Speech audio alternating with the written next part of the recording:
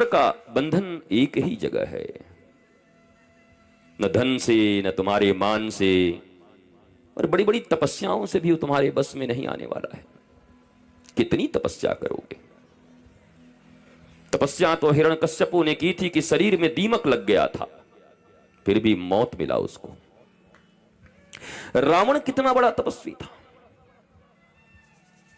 ये जितने भी तुम जिनको असुर कहते हो ना, जिनको राक्षस कहते हो, तुम्हें जानकर आश्चर्य होगा कि हम तुमसे 1 करोड़ गुना ज्यादा बड़े सब तपस्वी थे। हम तो आज एक एकादशी और एक सोमवार का व्रत करते हैं तो भी भरत कर लेते हैं। व्रत नहीं, भरत हो गया। मतलब केला भी 2 दर्जन खाए लिए, 2 लीटर दूध भी पी लिया, रबड़ी भी ढकार गए, उसके बाद भी नाम है व्रत हैं अभी हम। जिस दिन व्रत हो जाए माताओं का तो पति का तो फिर मत पूछो। आ गए हम व्रती हैं, आपको समझ में नहीं आता। और पति देख रहा है कि केला खाई जा रही है, सुबह से रबड़ी खाई जा रही है, वो भी मनाता है कि इसका व्रत न हो बाकी सब हो। ये व्रत हो तो 7वें आसमान पे रहती है। व्रत का अर्थ होता है संकल्प। भारतीयों ने संस्कृत छोड़ दिया और मनमौजी अर्थ निकालने लगे। ये सब सीरियल के विद्वान लोग बैठकर जो तथाकथित इन टीवियों पर और सैटेलाइट के माध्यम से ओटीटी पे आने वाले ये अश्लील सीरियल, अश्लील इसलिए कह रहा हूं कि भारत के पास तुम्हारे सोने चांदी और हीरे तो पहले ही लूट के ले गए, सब कोहिनूर तक ले गए, तुम्हारे मंदिरों को ठोक दिया, तुम्हारे 85,000 से ज्यादा ग्रंथ, धर्म ग्रंथ नालंदा और तक्षशिला में धू धू करके बख्तियार खिलजी ने जला दिए। बचे तो तुम्हारे पास कुछ भी नहीं है। अगर कुछ बचा था तो भारत का केवल और केवल सामूहिक परिवार और उसका संस्कार, जिसको सीरियल आज छीनने पे लग गए हैं। मत मिटने देना मेरी माताओं। अगर ये परिवार टूटा भारत का और हमारे संस्कार मिटे इन सीरियलों के कारण, तो अब भारत के पास कुछ है नहीं। ये आक्रमण है तुम्हारे ऊपर। तुम तो सोचते हो कि फ्री में आजकल बहुत सस्ता डिश मिल गया है। सस्ता नहीं मिल गया, गुलामी देने का बहुत बढ़िया एक प्रपोजल दिया है। भारत जहां रामचरितमानस सुनने के लिए लोग बैठे हैं, जहां भैया भरत और राम के बीच अयोध्या की गद्दी फुटबॉल बन गई है। दोनों किक कर रहे हैं, राम जी मार रहे हैं तुम्हारा है, भरत जी कह रहे हैं आपका है, आप बड़े हो। बोला हम बड़े हैं तो क्या हुआ, पिताजी ने तुमको दिया, ये तुम्हारा है। इस रामचरितमानस के, रामायण के अखंड पाठ लोग करवाते हैं। मेरे पास तो एक आदमी आया, कहा गुरुजी अखंड पाठ हम काहे को? बोला भाई से मुकदमा जीत गए, इसके लिए हम के बढ़ाओ, इसकी बुद्धि देखो इसका। ये भाई से मुकदमा जीत गया, 1 हाथ जमीन का, 40 सालों से लड़ रहा था, इसलिए रामायण करवा रहा है। पूरी रामायण की इंसाइक्लोपीडिया यही है, मर्म यही है कि जहां सत्ता फुटबॉल और गेंद बन गई है, भगवान राम के लिए सत्ता महत्वपूर्ण नहीं है। भगवान राम के विरोध करने वाले उस पूरे अयोध्या में केवल 2 लोग थे, कुबड़ी मंथरा, और उस समय जिनकी बुद्धि खराब हो गई थी कैकई। बाकी सारी अयोध्या, यहां तक पिता ने भी कह दिया था, भरत तो तुम्हारी बात मानता ही है, पर हे राम, चूंकि सेना के सेनापति भी आप हो, आपके पास पावर है, आप मुझे कैद कर लो, जेल में डाल दो और शासन करो। अगर आपको लगता है मेरा वचन न टूटे, वचन भी तोड़ने को राजी हूं, पर आपको लगता है कि मेरे वचन नहीं टूटने चाहिए, तो आपके पास अधिकार है, आप अधिकार का प्रयोग करिए, क्योंकि जनमत आपके साथ है, बहुमत आपके साथ है। पूरी अयोध्या की जनता चाहती है, आज भी तो जनमत से ही सब कुछ चल रहा है। पर मेरे भाई बहन, ये रामचरितमानस जनमत और बहुमत से नहीं चलता। रामचरितमानस में जो विद्या हमें सिखाई गई है, न जनमत की न बहुमत की, ये नीति मत और धर्म मत की यहां पर राज चलते हैं। जब धर्म मत परिवार में हो, धर्म मत हमारे भारत में हो, धर्म मत हमारे समाज में हो, तब जाकर रामचरितमानस के, राम की कथा सुनने के हम योग्य हो सकते हैं। कुछ नहीं होता बहुमत से। बहुमत की सरकारें बनती हैं, रोज गिरती, चार इधर से फुदक के उधर जाते हैं, फिर चार इधर से फुदक के उधर जाते हैं, ये चलता रहता है। पर राम के पास सत्ता थी, भगवान राम के पास सत्ता है, कोई नहीं रोक सकता। पूरी अयोध्या की जनता कहती है कि दो पागलों के कारण मैं अपने प्रभु को छोड़ने वाला नहीं हूं। एक तो ये दहेज में आई है कुबड़ी मंथरा, जिसकी बुद्धि इतनी धीर है, और दूसरी इसके संसर्ग में रहने के कारण कैकेयी की भी बुद्धि खराब हो गई है। उस मंथरा की संगति में कैकेयी की भी बुद्धि समाप्त हो गई। इसलिए इन दोनों की बात हम नहीं सुनेंगे, हम जनमत की बहुमत की बात सुनेंगे और राम को ही राजा बनाएंगे। पर भगवान राम ने उस समय धर्म मत का पालन किया, पिता और माता की आज्ञा का पालन किया। और ये बात भी सत्य है, सारी दुनिया इस बात को जानती है, अगर राम उस समय युवराज बन गए होते तो एक था राजा एक थी रानी, दोनों मर गए, खत्म कहानी, इतने में कहानी शेष हो जाती। परंतु अगर जिस दिन राम 14 वर्ष के लिए बन गए तो लोग कहते हैं राम बन गए तो राम बन गए, अगर बन न जाते तो राम बन न पाते। आज जिन मर्यादा पुरुषोत्तम राम की पूजा हो रही है, ये 14 साल के वनवास के बाद है।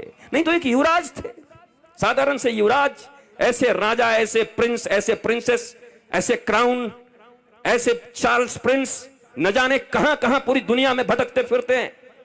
परंतु भगवान राम ने अपने 14 वर्ष के उन वनवास में भारत के उन वनवासियों से, आदिवासियों से, अरे छोड़ो पशु और पक्षियों के साथ भी ऐसा संवाद और ऐसी मित्रता कायम की, ऐसा उनका जीवन के ऊपर उनका प्रभाव पड़ा।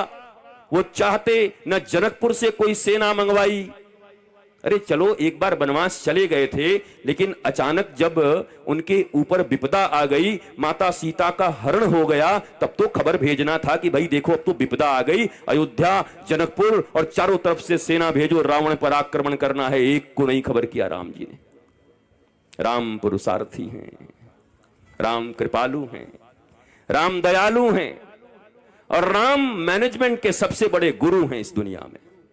इस दुनिया में जब लोग अभाव का रोना रोते हैं और राम का नाम लेते हैं तो मुझे लगता है बस नाम ही लेते हैं, पर राम को जानते भी नहीं, सुनते भी नहीं, अपनाते भी नहीं। नाम तो लेते हैं पर राम के किसी गुण को कभी अपने जीवन में अपनाया नहीं। ये तो ऐसी ही बात हो गई कि तुम्हारी शरीर की स्थिति खराब हो, कोई रोग हो, दुनिया के सबसे बड़े डॉक्टर के पास जाओ, डायग्नोस हो, वो इलाज करें, तुम्हें बहुत सारे मेडिसिन दें और कहें जाओ जाकर खाओ और ठीक हो जाओगे, और तुम लाकर सारी दवाइयों को अलमारी में रख करके और उन दवाइयों को रोज आरती करो, ओम जय दवाई देवा हरे, हमारे सब पीड़ा हरे। कुछ नहीं हरा जाएगा, चले जाओगे करते करते एक दिन। उन दवाइयों का सेवन करना होगा, उन औषधियों को इंटेक करना होगा, इनहेल करना होगा। जीवन में जो परहेज बताए हैं उन परहेजों को मानना होगा, वो औषधि भी लेनी होगी और परहेज भी मानना होगा। तो जीवन जो रोग युक्त हो गया है, अगर ये दोनों काम सही समय से कर लिया जाए तो फिर हमारा शरीर रोग मुक्त हो करके स्वस्थ हो जाता है। ऐसे ही भगवान राम का नाम बहुत पावरफुल है। भारतवासियों, झारखंड वासियों और बेरमो वासियों और फुसरो वासियों, फुसरो भी आसी पास है ना, फुसरो वासियों, राम के नाम के साथ साथ राम के कथा का मर्म समझना और उसे अपनाना।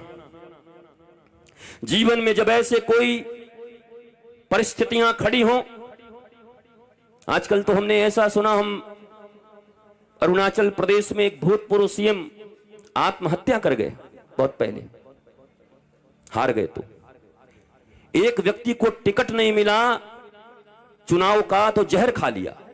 ये भारत में रोज घटनाएं घट रही हैं। भगवान राम को कल राज्याभिषेक होना है, युवराज बनना है। याद करो कि कल किसी का नाम चीफ मिनिस्टर में आ जाए कि कल चीफ मिनिस्टर की ओथ होगी, फलानी चीफ मिनिस्टर बनेंगे या प्राइम मिनिस्टर, और रात में ऐसी दिशा गड़बड़ाए कि प्राइम मिनिस्टर और चीफ मिनिस्टर से छोड़ो देश निकाला हो जाए, तो बेचारे की हालत क्या होगी। पार्टी में भी नहीं, देश में भी नहीं, बर्बाद हो गए हम रातों रात। वो तो मर ही जाएगा। यहां तो 500 रुपए किसी के ट्रेन में टिकट कट जा रहे हैं, जेब कट जा रहा है, कर अब जीने से क्या फायदा है।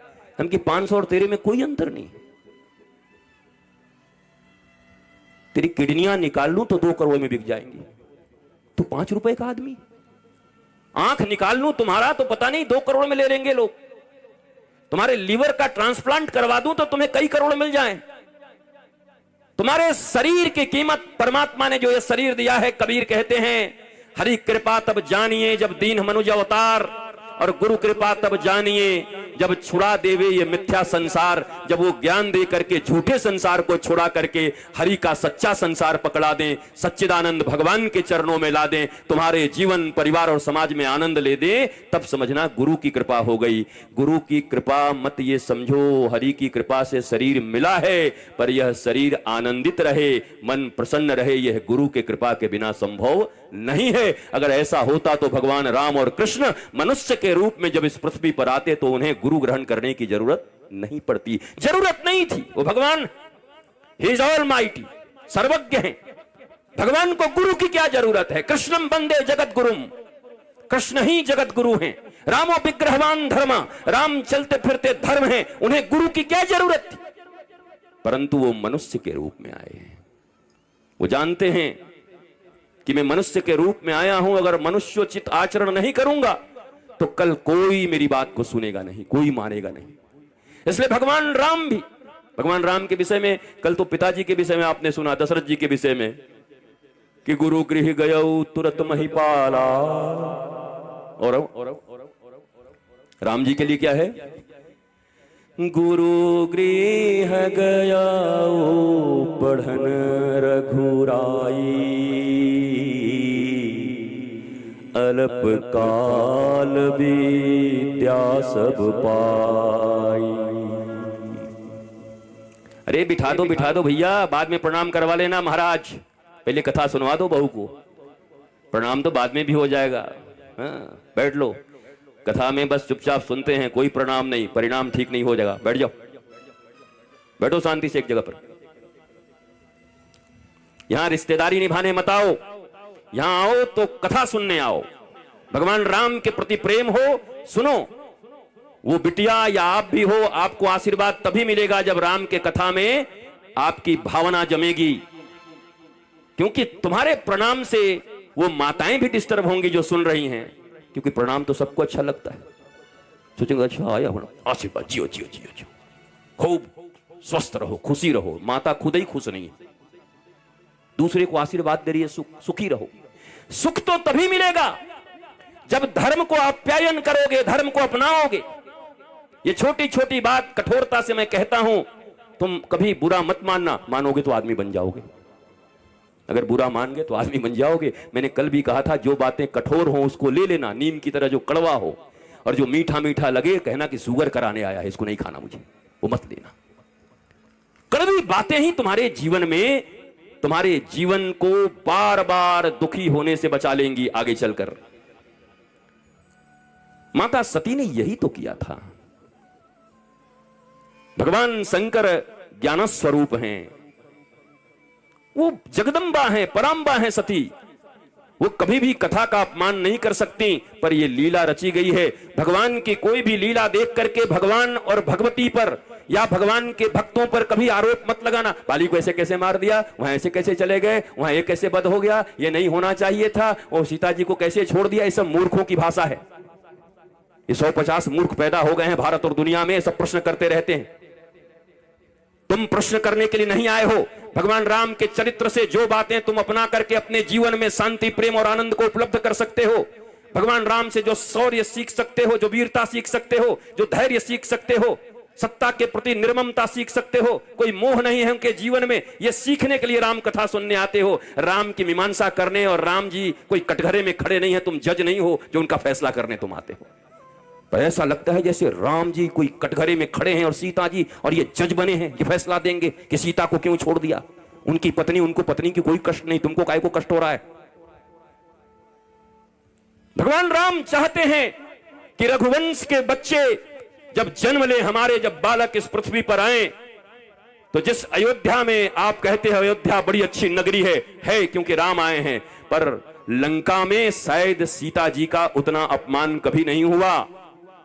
जब सीता जी अयोध्या में आ गई तो केवल एक की बात नहीं है कि एक ने ऐसा कहा, अयोध्या के घर घर में ये कानाफूसी हो रही थी। जब कोई पति पत्नी में लड़ाई होती ना तब कहते हम राम हैं क्या, कितने दिन के बाद आएगी हम रख लेंगे, अभी हम बता देंगे। भगवान ने देखा कि राजा से जनता प्रसन्न नहीं है, राजा के ऊपर कई आक्षेप उठाए जाते हैं, ये महारानी है सीता, जनता प्रसन्न नहीं है। भगवान राम तो ऐसे प्रेमी हैं कि आज तक ऐसा कोई प्रेमी बना नहीं।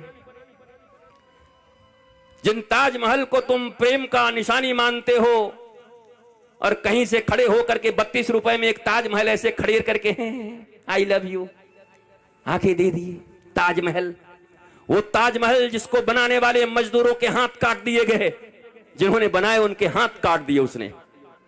वो ताजमहल जिसके बनने के बाद, जिसके लिए बनवाया, उसकी मृत्यु हुई तो उसके बाद भी 10 शादियां कर ली उसने। ये कैसा प्यार है, ये कौन सा प्रेम था। ताजमहल कभी प्रेम की निशानी नहीं हो सकती। अगर इस पूरे दुनिया में प्रेम की कोई निशानी है तो एक ही निशानी है, पैदल निकले हुए भगवान श्री राम। न कोई सेना है, न कोई साथ है, बानर और भालुओं का साथ लेकर के। अरे छोटी मोटी नदी पर पुल बनाने में भी झारखंड की सरकारों को 10 साल लग जाते हैं, लेकिन समुद्र के ऊपर पुल बांध दिया भगवान राम ने बानर और भालुओं के साथ अपनी पत्नी के प्रेम में। अगर कभी प्रेम की कोई निशानी हो सकती है तो राम सेतु हो सकती है। राम सेतु देना प्रेम अगर कभी हो तो छोटा सा राम सेतु लेना, बोला ये लो, कभी संकट में फंस जाओगी तो समुद्र में पुल बना के भी आ जाऊंगा, भगवान राम का यह सेतु लो, ये याद करवाना। ये ताजमहल कब से प्रेम की निशानी हो गई। ये गुलामों की भाषा भारत में सीख ली है। ये रोमिला थापर के इतिहास, ये लिखे हुए इन लोगों के इतिहास, जिन लोगों ने ऐसे इतिहास लिखे हैं कि तुम्हारे वीरों, तुम्हारे सपूतों, तुम्हारे धार्मिक लोगों का कहीं कोई आख्यान नहीं है। आख्यान पता नहीं 1526 में कौन आया, उसका बेटा कौन था, उसका बेटा कौन था, उसका बेटा कौन था, भाड़ में जाओ, उसका बेटा कौन था, हमें क्या मतलब किसका बेटा कौन था। हम पढ़ेंगे तो भगवान राम के विषय में, हम पढ़ेंगे तो छत्रपति शिवाजी के विषय में, हम पढ़ेंगे तो महाराणा प्रताप के विषय में, हम पढ़ेंगे तो महाराज भीलों के विषय में, हम पढ़ेंगे तो झांसी की रानी के विषय में, हम पढ़ेंगे तो सबरी माता के विषय में। हम क्यों पढ़ने जाए कौन कहां से कितने ईस्वी में आया, उसका बेटा कौन, उसका दादा कौन, उसका चाचा कौन। ये सब भगोड़े थे, आक्रांतकारी थे, आक्रमण करने वाले थे, आए इनको मार के भगा दिया गया। अब इनका क्या इतना पढ़ना इतिहास में। इतिहास पढ़ाओ कि एक सड़क पर चलने वाले बालक जिनकी माता जीजाबाई और गुरु समर्थ श्री रामदास की कृपा से छत्रपति शिवाजी महाराज ने हिंदवी स्वराज का कायम कर दिया, पूरे भारत में एक शानदार मराठा साम्राज्य कायम किया। ऐसे शिवाजी के इतिहास को पढ़ो। जिन घास की रोटी को खा करके, घास की रोटी 2 लोगों ने खाई, एक रघुकुल, जिन राम की कथा तुम सुनने आए हो, वो रघु घास की रोटी खाते थे, अस्तबल में बैठ करके घास खा रहे थे। जब उनके पास विप्र का बालक आया था दक्षिणा लेने के लिए, उसके बाद भी उन्होंने इतनी दक्षिणा दी, वो आश्चर्यचकित हो गया। आप खुद घास खाते हो अस्तबल में। रघु रघु रघु रघु। भगवान के इस कुल में आने के बाद भी आज तक कोई राम वंश नहीं कहता, कोई दशरथ वंश नहीं कहता, कोई दिलीप वंश नहीं कहता, कोई अजकुल नहीं कहता, रघुकुल कहता है। जहां स्वयं भगवान आए हो वहां भी राम कुल नहीं कहा जा रहा। जरा सोचो, भगवान उस कुल में आए हैं। अरे भगवान के चरित्र का क्या वर्णन करें। अगर भगवान के पूर्वजों के चरित्र का वर्णन हो तो शायद भारतवर्ष में हजारों वर्ष में राम जी के पूर्वजों के चरित्र का वर्णन भी संभव नहीं है। राम तो स्वयं भगवान है, उनके चरित्र का वर्णन क्या कर सकते। दिलीप का करोगे, भगीरथ का कर पाओगे, ये कैसे कैसे। राजा शिवी कौन से लोग हैं। हरिश्चंद्र एक साधारण, हरिश्चंद्र के जीवन में क्या है देखो। हरिश्चंद्र जी कौन है, एक साधारण राजा है, कौन नाम लेता। अगर उनके जीवन में उनके गुरु ने उनसे दक्षिणा न मांगी होती, जिस समय मांगा था उस समय, तो अगर आज ऐसी कोई दक्षिणा मांग ले तो लोग कहेंगे गुरु है कि कसाई है। और अभी सब कह रहे हैं सत्यवादी हरिश्चंद्र, इतिहास बड़ी गाते हो, पर वर्तमान में करने में आए तो पीछे हट जाते हो। वो हरिश्चंद्र जिन्होंने सपने में गुरु को दान दिया, और गुरु ने कहा कि दक्षिणा कौन देगा? बोला महाराज सब तो आपको दे दिया। बोला अभी पत्नी तो है, अगर आज मैं किसी को कह दूं कि हमको दक्षिणा चाहिए, बोले बाबा पैसा नहीं है, बोला पत्नी बेच दे, तो हमको लग रहा है कि पुलिस लगवा करके पहले भेजे में मरवाएगा 5 गोली। बोला पत्नी बेच दूं तेरे कारण? और वो भी कहेंगे हम सत्यवादी हरिश्चंद्र के वंशज हैं। खाक वंशज हो? किस बात के लिए? मेरे गुरुदेव सदा कहा करते, मौखिक ज्ञान नहीं व्यवहार, ऐसी शिक्षा को धिक्कार। मौखिक ज्ञान तो बहुत है भारत के पास, पर अमल नहीं करते, अपनाते नहीं। ऐसी शिक्षा 2 कौड़ी की शिक्षा है। इस शिक्षा का क्या मतलब है? हम इतना ही जाने पर अपने जीवन में अपनाएं। जो भारत आज जाति और पाति के नाम पे मर रहा है, आज के 500 से 700 वर्ष के बीच में जो भक्ति आंदोलन आया, जितने भी संत और ऋषि महर्षि थे, उन्होंने एक ही बात कही उस भक्ति आंदोलन में, जाति पाति पूछे नहीं कोई, हरि के भजे सो हरि के होई। जो हरि का भजन करता है वो सब हरि के हैं। यहां जात पात की बात मिटा दी 700 साल पहले। बड़े बड़े ऋषि और महर्षि इंतजार करते रह गए सबरी के, राम जी के। वो राम जी गए भी नहीं, जहां वो थी वहां गए भी नहीं। सबरी के आस पास में मतंग ऋषि की शिष्या थी सबरी। भारतवासियों को हर कथा अधूरी मालूम है। राम जी की भक्त थी सबरी। तुम सही नहीं हो, तुम्हारी पढ़ाई सही नहीं है, तुम्हारा ज्ञान सही नहीं है, तुम्हारा रामायण पढ़ने का ढंग ठीक नहीं है, तुम गुरुमुख होकर के रामायण नहीं पढ़े हो, मनमुखी तुमने शास्त्र पढ़े हैं, और मनमुखी जो शास्त्र पढ़ते हैं वो रावण की तरह होते। शास्त्र पढ़ने का भी एक तरीका है। हर व्यक्ति शास्त्र नहीं पढ़ सकता। शास्त्र गुरु के मुख से ही सुनाई जाए और वह श्रवण करके ही शास्त्र को अपनाया जा सकता है। मनमौजी अपना लोगे तो पता नहीं कितने अपराध बन पड़ेंगे तुमसे। ये ठीक ऐसी ही बात है कि किसी का मेडिकल का बहुत बड़ा कारोबार है, मेडिसिन का होलसेलर है वो पूरे झारखंड का, और उसका बेटा बीमार पड़ जाए तो कहे हम 1-2 दवाई थोड़े खाएंगे, हमारे बाप का राज है, और जाए दुकान में और कहे सबसे महंगा महंगा 50 दवाई निकाल तो, और सबको सिल लोढ़ा में ऐसे मिक्सी में मिला करके ऐसे कहे अमीर हैं जी, छोटी मोटी दवाई थोड़ी खाएंगे। तो फिर 4 आदमी कंधे पे ले जाएंगे तुरंत थोड़ी देर के बाद, राम नाम सत्य है, सारी अमीरी निकल जाएगी उसी समय। ये रामचरितमानस, ये गीता, ये महाभारत, ये श्रीमद् भागवत, ये उपनिषद, ये वेद, ये जितने भी सतपथ हैं, ब्राह्मण ग्रंथ हैं, स्मृतियां हैं, ये जितने भी भारत की संस्कृति के जितने भी ग्रंथ अब बचे हुए हैं, उन ग्रंथों को पढ़ने का अधिकार सीधा सीधा तुम्हारे पास नहीं है। उन महापुरुषों के द्वारा तुम्हें सुनने का अधिकार है जिन्होंने कम से कम 12 वर्ष तक अपने गुरु के चरण में रह करके उन वेद इत्यादियों का अध्ययन किया हो, जिनके जीवन में अध्ययन हो, पठन हो, जिनके जीवन में चिंतन हो, मनन हो, निधिध्यासन हो, तब प्रवचन हो। कल जिस कुटीर उद्योग की बात कर रहा था मैं, दुनिया में सबसे बढ़िया धंधा है कथा कहना भी। जिसका बिजनेस न चल रहा हो हमारे साथ चलो, 1 महीने बाद ऐसा लॉन्च करेंगे कि तुम भी कहोगे कि मजा आ गया गुरुजी, तो ऐसा धंधा तो मिला ही नहीं था। जिनके जिनके पास कोई बिजनेस नहीं है, चलो मेरे साथ, भेजो अपने बच्चों को 1.5 महीने के लिए वृंदावन हमारे आश्रम में। ऐसा सुंदर कथा कहने सीख जाएंगे 7 दिन का, और 3 धाल तंबूरा लेकर के देश में ऐसी कमाई होगी कि 5-7 पीढ़ी तक बाबा जी कहलाओगे, आचार्य जी, आराम से बैठ करके रबड़ी खाते रहना, मौज करते रहना। पर उन कथाओं से भारत में मंगल नहीं हो रहा है। वो कथा और व्यथा बढ़ा रही हैं।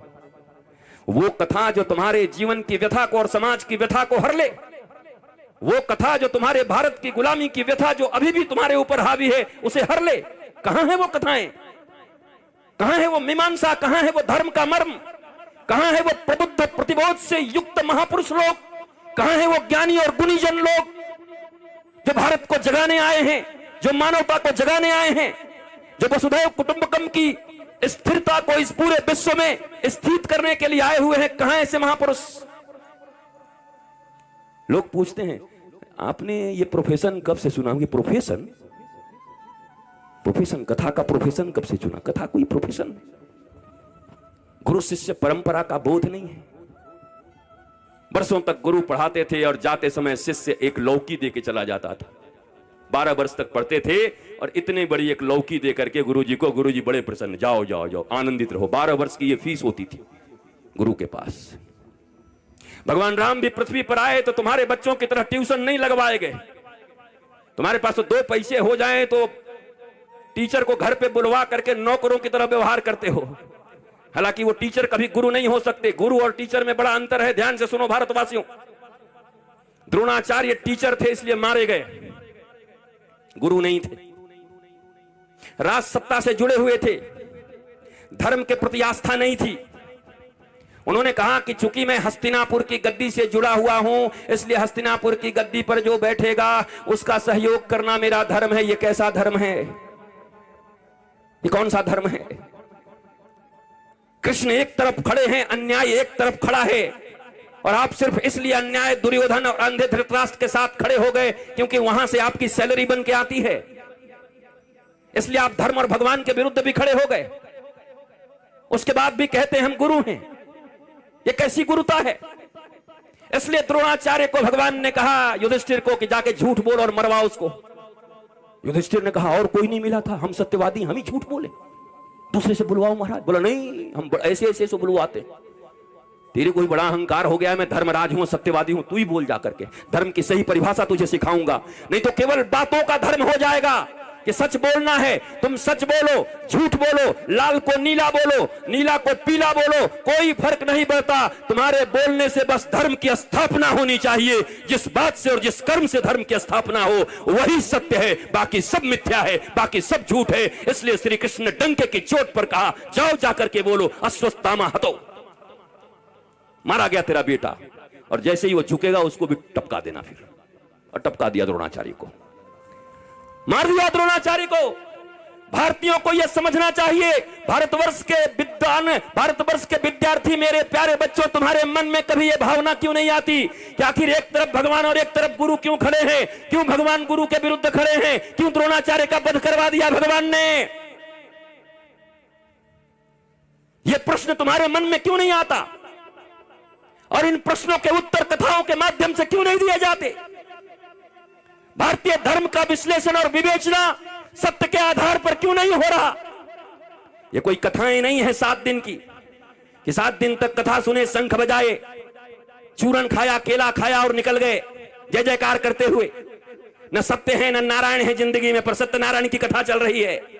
न जीवन में कभी सत्य अपनाया, न नारायण से मिलने की कोई अभिलाषा है, न अभिप्सा है। उसके बाद भी सत्यनारायण की कथा सुन ली और कहते हैं हमने धार्मिक काम कर दिया। कहां है सत्य तुम्हारे जीवन में? कहां नारायण तुम्हारे जीवन में? नारायण को पाने के लिए क्या अभिलाषा है तुम्हारे जीवन में? नारायण को पाने के लिए मीरा की तरह तुम्हारे भीतर यह कहने का साहस नहीं है कि मेरे तो गिरधर गोपाल और दूसरों न कोई। कब कहा तुमने? नहीं कह पाते तुम क्या सोचते हो हनुमान जी को और भगवान जी को ठगा जा सकता है? दुनिया में एक से एक लोग हैं, हनुमान जी के मंदिर में जाकर के कहते हैं हे बजरंगबली, बस ये 10 करोड़ का ठेका है, ये हो जाए तो 1.25 किलो लड्डू चढ़ाऊंगा। हनुमान जी कहते हैं 1.25 किलो? 1.25 किलो की कीमत कितनी? हनुमान जी का नाम क्या है? ज्ञानी नाम अग्रगण्यम सकल गुण निधानम।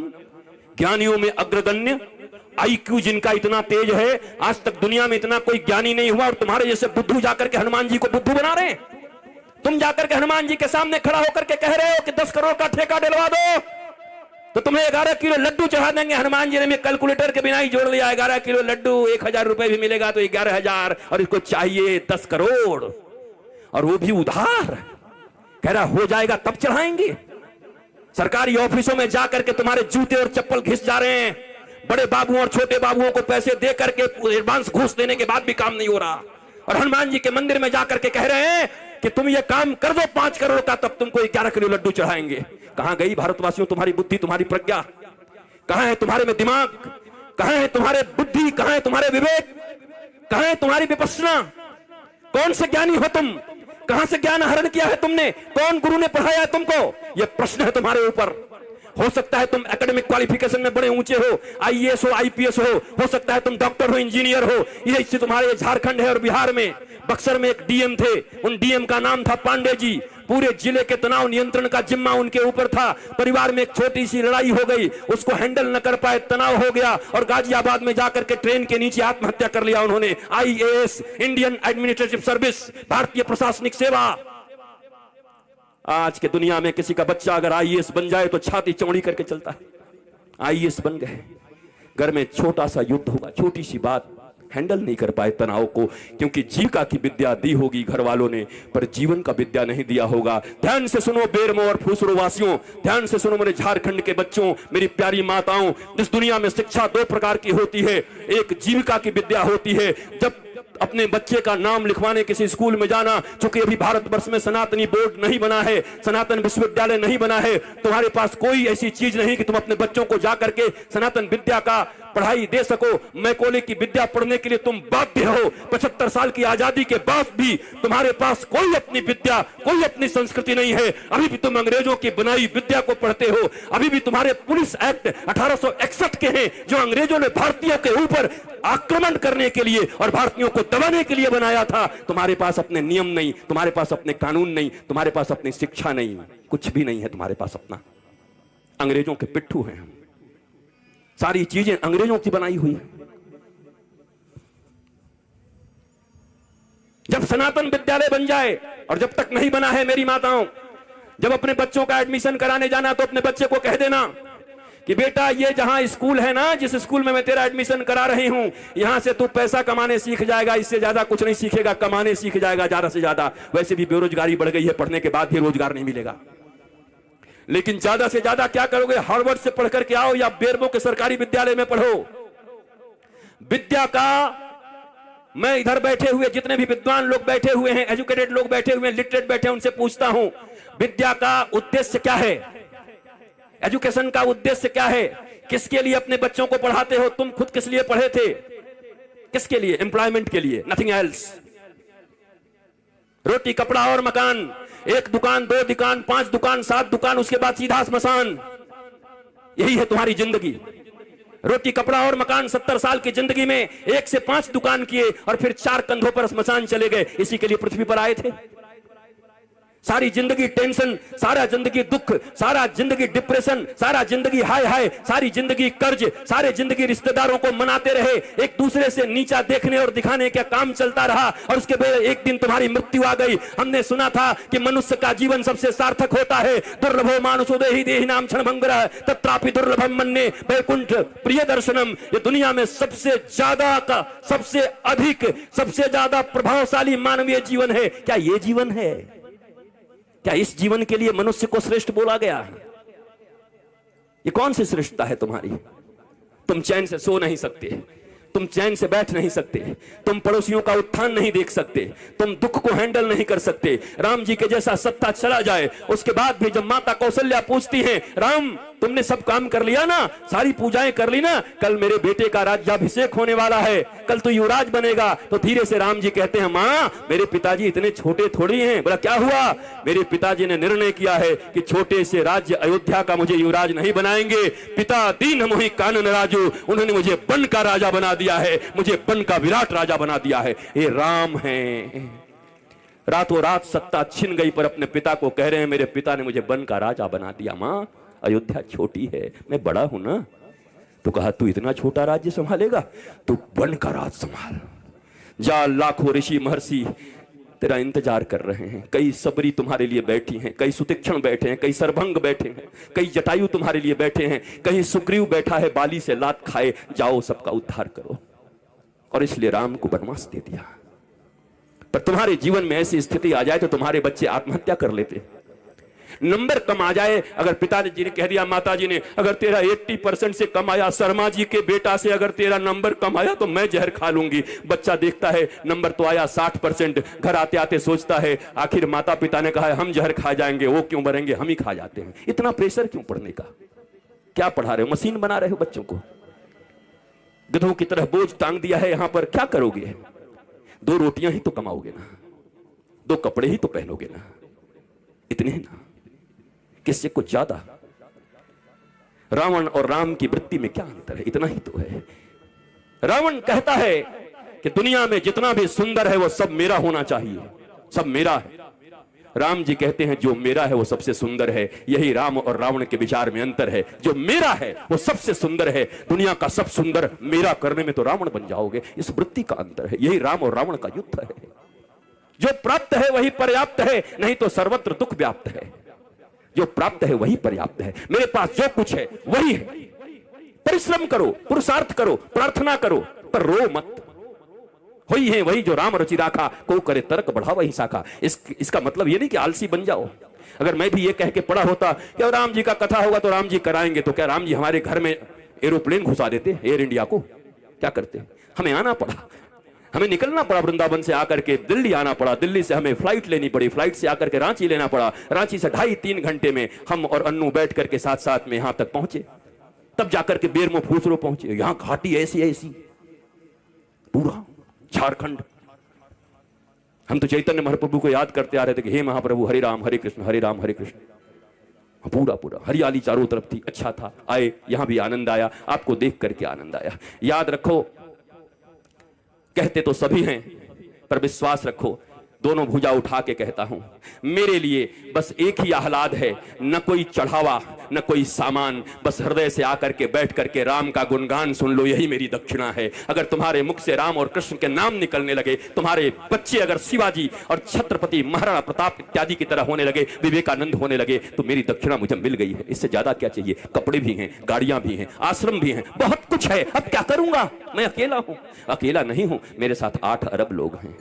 वसुधैव कुटुंबकम, 140 करोड़ भारतीयों के साथ साथ 8 अरब लोग। चूंकि सनातन संस्कृति ही एक ऐसी संस्कृति और धर्म है जो पूरी दुनिया को अपना परिवार मानती है। कोई कहता है मैं बड़ा, कोई कहता है मैं बड़ा, कोई कहता है मैं बड़ा, पर एक हमारा धर्म है जो कुछ नहीं कहता। वो कहता है धर्म की जय हो, अधर्म का नाश हो, प्राणियों में सद्भावना हो और विश्व का कल्याण हो। ये हम कहते हैं, सनातन ही धर्म है। बाकी मत हो सकते हैं, जितने भी लोग हैं, 8 अरब लोग हैं, 8 अरब मत हो सकता है, पर धर्म एक था, एक है और एक सदा रहेगा। और उस धर्म का नाम है सनातन धर्म। एकमात्र धर्म इस पृथ्वी पर है जो पूरी दुनिया को अपना परिवार मानता है, अपने परिवार की तरह रखता है और पूजता है। तुम्हें गौरव हो। मुझे याद है आज के 10-12 साल पहले जब योगी आदित्यनाथ जी महंत जी सांसद थे, हमारा मिलन हुआ गोरखपुर में, गोरखनाथ पीठ में। एक भागवत की कथा थी, वहां मैं भी था, आप भी थे, एक साथ बैठे हुए थे। हमारी चर्चा होने लगी। उन्होंने कहा क्या कहे, लोग हमें सांप्रदायिक सांप्रदायिक कहने लगते हैं। हम कि महाराज जी हमें ग्रंथ खोलना चाहिए। ग्रंथ खोल करके संप्रदाय का परिभाषा क्या है, संप्रदाय किसको कहते हैं, सम्यक प्रकार से हमारे पूर्वजों ने जो हमको प्रदान किया है, जो विचारधारा, जो अपनी विचारधारा, पवित्र विचारधारा हमारे पूर्वजों ने हमें प्रदान किया है, उसको कहते हैं सम्यक प्रकार से विचारों को प्रदान करने की प्रक्रिया को संप्रदाय कहते हैं। और अगर इसे संप्रदाय कहते हैं तो महाराज आज के बाद आप कह दीजिएगा टीवी चैनलों पर कि गर्व से कहो हम सांप्रदायिक हैं, हमारे पूर्वजों ने हमको जो विचार दिया है उसको लेकर के हम इस दुनिया में चल रहे हैं। लज्जा क्यों करते हो, शर्म क्यों करते हो? ये अनपढ़ लोग, ये गंवार लोग जिन्होंने मैकोले की शिक्षा विद्या पढ़ा करके तुम्हें पीछे की ओर ढकेल दिया, तुम सच्ची बात भी कहते हो तो कहने के लायक नहीं रह जाते हो। सांप्रदायिक कोई खराब शब्द नहीं है, संप्रदाय शब्द भारत का सबसे प्यारा शब्द है, सनातन संस्कृति का सबसे प्यारा शब्द है। पर तुमको संप्रदाय के लिए क्या पढ़ा दिया गया? तुष्टीकरण और संप्रदाय पढ़ा दिया गया तुमको। यहां तुष्टीकरण नहीं, यहां 140 करोड़ लोगों के संतुष्टीकरण की बात होती है। यहां 8 अरब विश्व के लोगों की संतुष्टीकरण की बात होती है। यह है सनातन धर्म। तुम्हें गौरव होना चाहिए अपने धर्म के ऊपर, पर तुम बैकडोर में रहते हो, पीछे रहते हो, क्योंकि तुम्हारे पास ज्ञान नहीं है, क्योंकि तुमने हिंदी नहीं पढ़ी, तुम इंग्लिश पढ़ रहे हो। ना हिंदी न इंग्लिश, ये मिली जुली। मुझे ताज्जुब तब लगता है जब ये भोजपुरी सिनेमा के एक्टर भी जब टीवी पर आते हैं तो एंड आई इफ यू, अरे भोजपुरी में पिक्चर बनाए, भोजपुरी में बोल। ये हिंदी एक्टर जब आते हैं, सिनेमा बनाएंगे हिंदी, बनेंगे कूली, बनेंगे गांव के आदमी, पर जब आएंगे तो एंड आई एंड दिया मेरी जान, अरे हिंदी बोल भाई, तुमको इन हिंदी वालों ने सुपरस्टार बनाया है। टेटे टेटे इंग्लिश बोलता है बैठ के। पर हमारे देश में अंग्रेजी बोलना मतलब एजुकेटेड होना, ज्ञानी होना। हे भारतीयों, इस गुलामी से कब निकलोगी? इस दुनिया में सबसे रीच लैंग्वेज है तो संस्कृत है, और सबसे पुअर लैंग्वेज है तो इंग्लिश है। संस्कृत के पास 1,74,00,000 से ज्यादा वर्ड्स हैं। करोड़ कह दिया, अरब इंग्लिश के पास कितने हैं, बेचारा हर साल 2 4 10 बढ़ाते रहता है। हमारी कितनी बढ़िया संस्कृति है, मौसी, चाची, मामी, वहां सब आंटी, पता ही नहीं कौन क्या। Brother and brother in law, बताओ, sister and sister in law, वो लॉ के अनुसार सिस्टर है और ये कैसी सिस्टर है? ये क्या है? This is language. बोलने दो जो बोलते हैं, तुम भी सीख के रखो, पर गौरव तो अपनी संस्कृत पर करो। संस्कृत में गाली भी दोगे ना तो बड़ा आनंद आएगा। किसी को कह दो ना, आप तो ग्राम सिंह हैं, खुश हो जाओ। ग्राम सिंह, ग्राम सिंह का अर्थ कुत्ता होता है, कुकुर। किसी को कह दो आई आई आप तो ग्राम सिंह है, वो भी कहेगा। बाद में कोई कहे हमको ग्राम सिंह कहा, हमारे महाराज संस्कृत में कुकुर होता है। आए कुकुर बोल गया। हमारी गाली भी इतनी प्यारी है हमारी भाषा में, पर हमें मालूम ही नहीं, हम जानते हैं। बदलो अपने संस्कारों को, नहीं तो ये कथाएं तुम्हें और बेहोश कर देंगी कुछ दिन के बाद। और इस बेहोशी में सोमनाथ के मंदिर इतनी बार टूटे। तुम्हें याद है सोमनाथ का मंदिर जब टूट रहा था तो हजारों हजार लोग मारे गए थे। सब विद्वान थे, वेदज्ञ थे, श्रुतज्ञ थे, बड़े बड़े विप्र थे, बहुत मंत्र पढ़ते थे। मंदिर भी टूट गई, वो भी मार दिए गए। कैसे हो गया ये? शास्त्र पढ़ना अलग है और शास्त्र समझना अलग है, रटना अलग है। ये रट्टू तोता बनकर के कथा कहना अलग है, और उपनिषद और अपने गुरु के प्रतिबोध से बैठ करके सिंह की तरह गरजते हुए भारतवासियों और वृद्ध और संस्कारवान बनाना भारतीय धर्म गुरुओं का परम लक्ष्य होना चाहिए। भारतीय धर्म गुरु ऐसे होते हैं, हम रट्टू तोता लोग नहीं हैं। हमें कोई सिखा दिया और तोते की तरह हम आकर प्रवचन करने लगे और भाषण करने लगे। वैसे ऐसे लोग हैं। 7 दिनों में लोग कहते हैं, क्या कहूं, इस श्लोक का वर्णन तो अगर मैं करने लगूं तो 7 दिन तक करना पड़ेगा। हमने एक जगह पंडाल में कह दिया पंडाल का खर्चा हम देंगे, तू करके दिखा, भाग गया, क्योंकि कर ही नहीं सकते 7 दिन तक।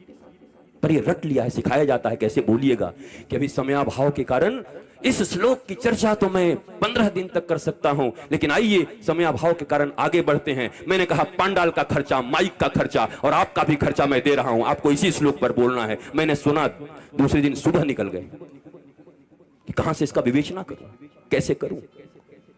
ये कोई व्यवसाय नहीं है, कोई व्यापार नहीं है। प्यार को व्यापार मत बनाओ।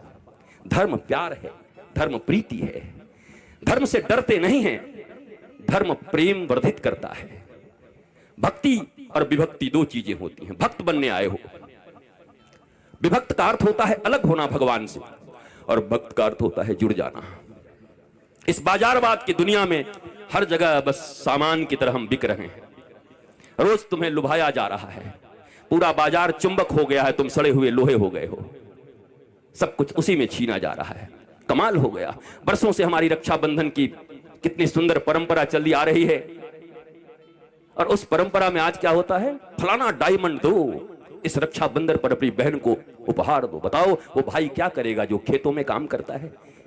पीढ़ियों का उनका प्यार भाई बहन के बीच, पर ये प्रचार भाई बहन के प्रेम, पति पत्नी को मैंने देखा, ये कुकर लाओ और बीबी से प्यार बढ़ाओ। हम कि वाह, ये कुकर नहीं होगा तो बीबी से प्रेम नहीं होगा, पत्नी से प्रेम नहीं होगा, कुकर से प्रेम होगा। कुकर और पत्नी का क्या संबंध है? डायमंड और भाई बहन का क्या संबंध है? हर चीज को पैसे से जोड़ दिया। बात बढ़ाना भैया, सबसे बड़ा रुपया।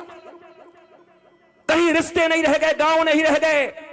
और इस कोरोना में उन शहरों में जो कबूतर की तरह लेकर के फ्लैट रहते थे, टुकुड़कू, उनको पहली बार पता चला कि गांव और गांव की गलियों और गांव के वृक्षों का क्या महत्व है। तरस गए वो ऑक्सीजन के लिए, पर गांव में लोग ऐसे सीना करके घूमते रहे। भारत गांवों का देश था, यहां ऑक्सीजन फ्री, यहां जल फ्री, और सबके सब पहले हम ऐसे भारतवासी लोग हैं, पहले इतना यूरिया डाल दिया, खेती करने लगे, पंजाब में खेती होने लगी, पंजाब में इतना अन्न उपज, हरित क्रांति आ गई, ऐसी हरित क्रांति आ गई कि पंजाब से एक ट्रेन चलने लगी, कैंसर स्पेशल ट्रेन। क्या करोगे ऐसी हरित क्रांति का जब अपने ही बच्चों को कैंसर का पेशेंट बनाते रहे? इतनी भूख और इतनी लालच किस बात की है? तो ये भारतवासियों को हो क्या गया है? जो भारत विश्व गुरु था, जिस भारत की माताएं प्रहलाद, अलर्क जैसे पुत्रों को जन्म देती थी, ये हो क्या गया है? ये कहां से बुद्धि बिगड़ गई हमारी? ये कहां से आपके बच्चों में आप कंपटीशन भर रहे हैं, सिर्फ प्रतियोगिता भर रहे हैं। इतना छोटा बच्चा होता है, उसको प्रतियोगिता से तुम्हें इतना नंबर लाना पड़ेगा, उससे ज्यादा नंबर लाना पड़ेगा। क्या क्या बना रहे हो उसको? कोई कहता है डॉक्टर बनो, कोई कहता है इंजीनियर बनो, कोई कहता है ये बनो, कोई कहता है व्यवसायी बनो। कोई नहीं कहता बेटा तो कुछ बन न बन, पर श्रवण कुमार की तरह ऐसा बनना कि बूढ़े माता पिता को अगर तीर्थ करने का मन हो तो कंधे पर बिठा के ले चलना। इंसान बन जा, आदमी बन जा, सच्चा बेटा बन जा। वो कोई नहीं बना रहा। उसके बाद रो रहे हैं, उसके बाद निंदा कर रहे हैं गांव में घूम घूम के, हमारा बेटा हमारी बात नहीं सुनता, बहू बात नहीं सुनती, बेटी बात नहीं सुनती। आपने शिक्षा क्या दिया था? और आपकी भी गलती नहीं है मेरे माता पिता, और मैं औलादों को भी कहूंगा, ये जो बेटे और बेटी हैं, इतना कम से कम मानो जिन्होंने तुम्हें इस पृथ्वी पर लाया है, जिन्होंने गर्भ में रखा है, उससे अपना तुम्हारा इस दुनिया में कोई नहीं हो सकता। फिर दोनों भुजा उठा के कहता हूं, इस दुनिया में अगर तुम्हारा कोई सबसे सच्चा मित्र हो सकता है तो माता पिता और गुरु, इसके सिवा तुम्हारा कोई मित्र नहीं हो सकता। बाकी सब पता नहीं कहां तुम्हें ढकेल देंगे। पहली गुरु मां पिता, इन दोनों के तुम न हुए तो दुनिया वाले तुम्हारे अपने होंगे। किसको मित्र मान रहे हो? दुनिया में कैसे फ्रेंडशिप है? मेरी वो फास्ट फ्रेंड है। किस लिए? मैं सही करूं या गलत करूं सदा मेरे साथ खड़ा रहता है। अरे तो तुम्हारा वो दुश्मन है। ये तो दुर्योधन और कर्ण की दोस्ती हो गई। कर्ण को दुर्योधन ने अंग देश का राजा बना दिया, इसलिए कर्ण श्री कृष्ण और धर्म के खिलाफ खड़ा हो गया, और खिलाफ खड़ा हो गया तो 12 के भाव में मारा गया। जबकि कर्ण से बड़ा कोई दानवीर नहीं था, कर्ण से बड़ा कोई वीर नहीं था, सूरवीर नहीं था, ऐसा कोई बढ़िया धनुर्धर नहीं था।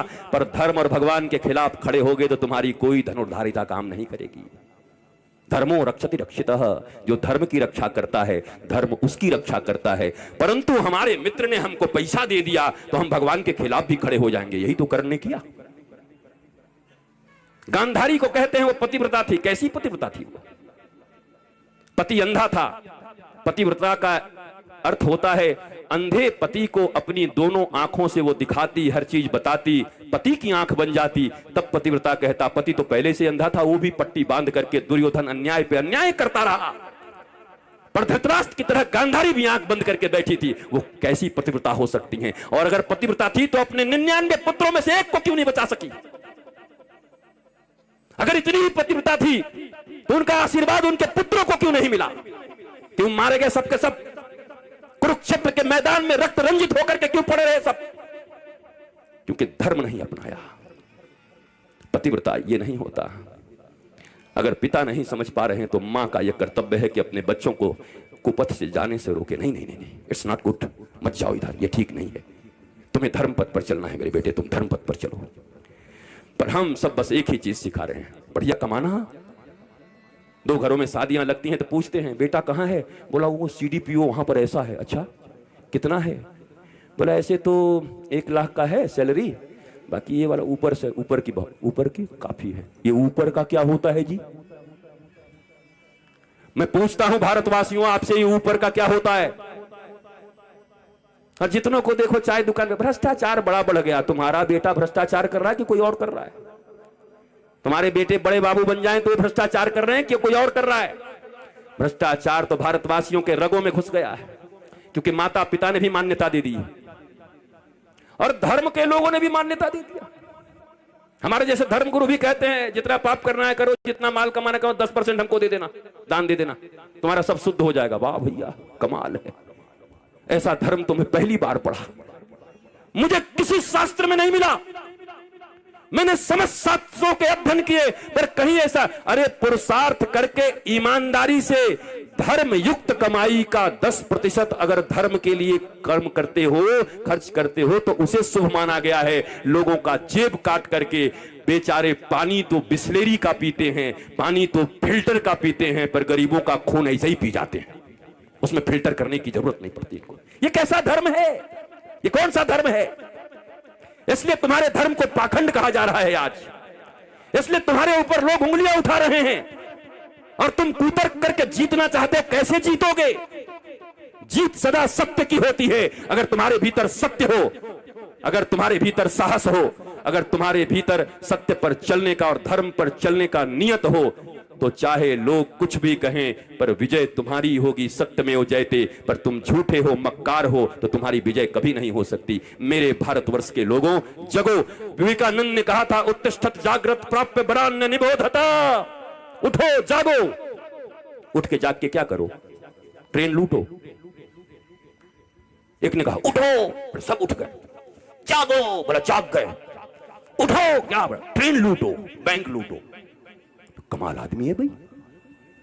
उत्तिष्ठत जागृत, उठो जागो। उठो और जाग के क्या करोगे? तो वेद कहता है प्राप्य वरान्य निबोधता। श्रेष्ठ महापुरुषों की उंगली पकड़ करके, उनके वचन और उनकी आज्ञा में चल करके अपने अपने परिवार, अपने देश और पूरी पृथ्वी में सत्यम शिवम सुंदरम का ध्वज लहरा दो। ये हमारा वेद कहता है, ये हमारी संस्कृति कहती है, ये हमारा धर्म कहता है, ये विवेकानंद कहते हैं।